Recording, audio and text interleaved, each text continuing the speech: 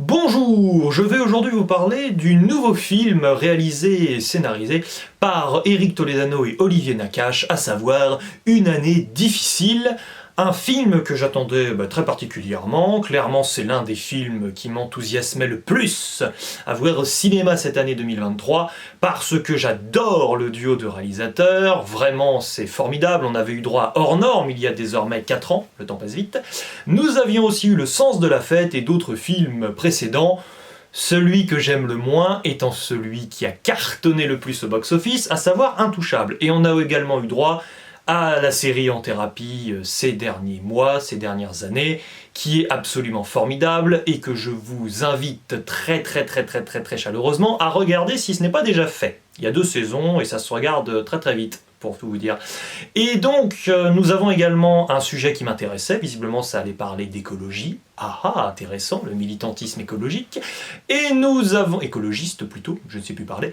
Et nous avions également un trio d'acteurs qui me donnait fortement envie, à savoir Jonathan Cohen, également Pio Marmaille, et évidemment Noémie Merlan. Bon.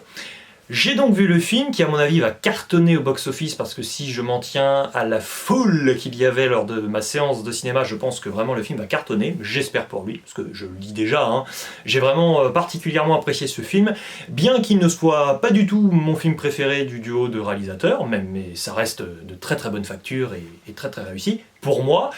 J'avais un peu peur ensuite que le film ne soit peut-être pas si réussi que cela, parce que j'ai eu droit à des collègues qui m'ont envoyé, des confrères youtubeurs, qui m'ont envoyé des messages pour me dire que c'était un film qui était assez problématique sur son propos, visiblement un film un peu taxé de très droitard, ça avait l'air de poser problème. Bon, moi j'avoue que je ne vais pas du tout me prêter à cette lecture parce que je n'ai pas du tout vu un film, alors soit droitard, soit macroniste, soit ce que vous voulez, enfin bref, absolument pas dans une conviction écologique. Là, pour le coup, j'avoue que j'ai pas du tout vu un film honteux à ce niveau-là. La question plutôt, je pense, peut poser problème pour certains, et pour peut-être beaucoup de personnes, parce que le film a l'air de moins plaire que les précédents, hein, du duo de réalisateurs. Je pense qu'il faut se poser la question, que veut nous raconter le film et quelle est sa priorité, en réalité ? Sa priorité au film, c'est comme d'habitude, déjà avec Eric Toledano et Olivier Nakache, c'est de nous proposer un sujet qui est quand même assez sérieux, voire assez dramatique, on va pas se le cacher, hein, l'environnement, c'est quand même une question qui devrait un peu plus nous poser question, disons, depuis quelques temps, et encore aujourd'hui, et pour les prochaines années également. Mais il y a aussi toujours, avec le duo, la volonté quand même d'être dans de la comédie, c'est-à-dire que souvent ça va partir dans une comédie sociale, ici c'est le cas, et même une comédie ici environnementale, mais ici vient s'ajouter également la question de la comédie romantique, mine de rien, parce que de prime abord nous avons donc un trio de personnages et on a un petit triangle amoureux, c'est-à-dire une petite dynamique, alors certes un peu discrète au départ, mais après ça va vraiment partir davantage sur de la comédie romantique, mine de rien, où nous avons Pio Marmaille et Jonathan Cohen qui en gros veulent sortir tous les deux avec Noémie Merlan. L'idée est un petit peu là. Et disons que au-delà de cette question du romantisme, il y a aussi pour moi, c'est davantage ça d'ailleurs la question du film plus que l'écologie je pense, c'est surtout la question du misérabilisme, hein, c'est quand même un peu l'idée. C'est-à-dire qu'on a quand même 2 personnages qui clairement ont des difficultés financières pour X ou Y raisons, et qui sont donc en galère dans la vie, qui sont donc un petit peu ensuite embarqués dans un mouvement dans lequel ils n'ont aucune conviction particulièrement écolo, ça c'est clair.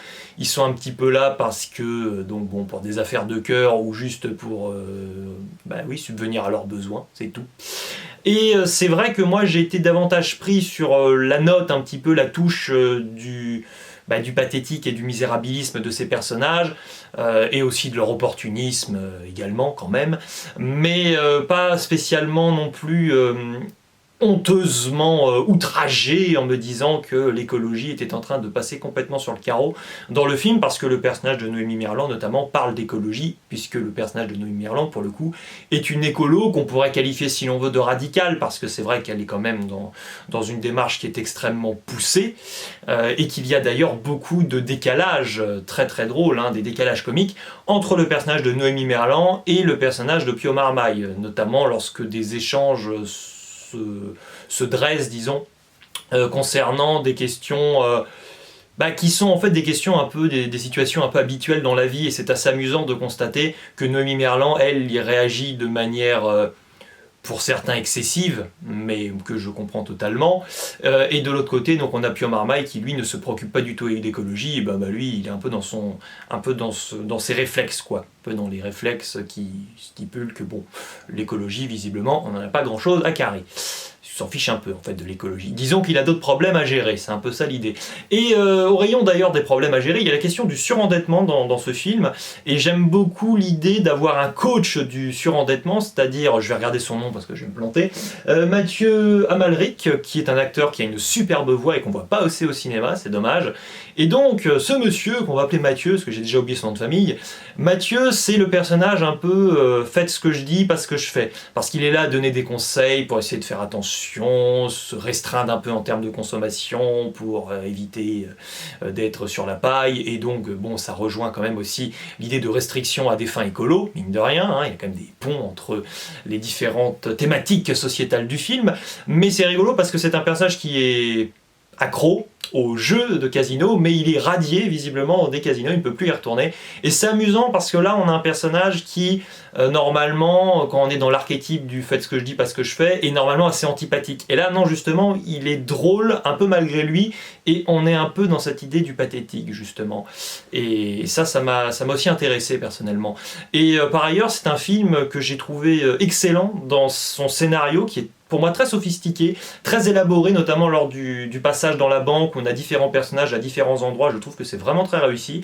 Et j'ai aussi envie de préciser que pour moi la fluidité narrative est un bel exemple ici, vraiment à suivre, parce que nous avons donc une relation aussi amicale qui commence à se dessiner entre Pio Marmaille et Jonathan Cohen, et c'est sympa parce que par moments ils vont élaborer entre eux un plan, mais le plan qu'ils ont déterminé, c'est du hors-champ.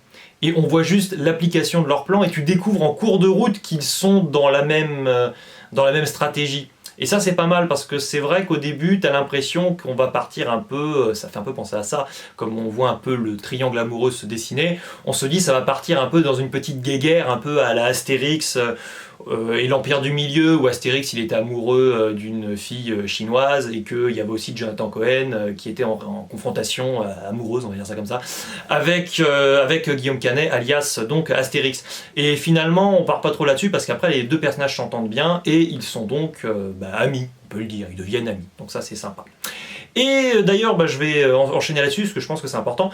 Concernant les acteurs du film et les actrices, tout le monde est vraiment super. Franchement, c'est formidable, des interprétations formidables. Pio Marmaille, il ne m'a pas surpris spécialement, hein, c'est-à-dire que c'est un très bon acteur qui arrive toujours à ne pas aller, disons, dans la pure comédie, un peu à la bande à Fifi, qui va partir dans des comédies, mais où vraiment, voilà, il y a toujours un fond dramatique, et lui, il va avoir un rôle qui, mine de rien, est assez dur.